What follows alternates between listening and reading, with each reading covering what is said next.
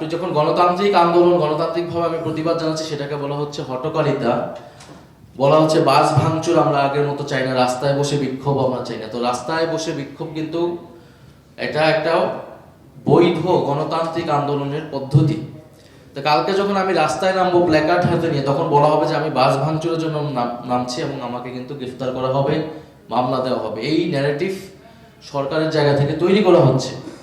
ফলে বিরোধী দল সংসদে কথা বলবে, সংসদের বাইরেও তারা কথা বলবে। এটাই গণতান্ত্রিক একটা রাষ্ট্রের চরিত্র, গণতান্ত্রিক আন্দোলনের চরিত্র। গণতান্ত্রিকভাবে অহিংসভাবে আমি আমার যে কোনো কথা প্রকাশ করতে পারি। ফলে সেই জায়গায় আমার কাছে মনে হচ্ছে যে গণতন্ত্র সংকুচিত হয়ে আসছে।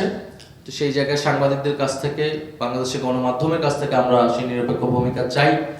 আমরা অন্তর্বর্তী সরকার সবাই বিভিন্ন সাংবাদিক প্রতিষ্ঠানে অগ্নিসংযোগ থেকে শুরু করে এই ধরনের ঘটনা ঘটেছে, আমরা সেগুলোরও প্রতিবাদ জানিয়েছি। আমরা সাংবাদিক হাউস বা তাদের নীতিমালা ভিন্ন হতে পারে, আদর্শিক ভিন্নতা থাকতে পারে।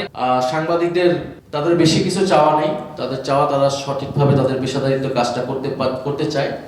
সেটা যাতে সরকার বা কোনো রাজনৈতিক শক্তি সেটার বাধা হয়ে না দাঁড়ায়, তারাও নিরপেক্ষভাবে কাজ করবে। আমরা একটা রেসপন্সিবল জার্নালিজম চাই, একই সাথে রেসপন্সিবল পলিটিক্স চাই।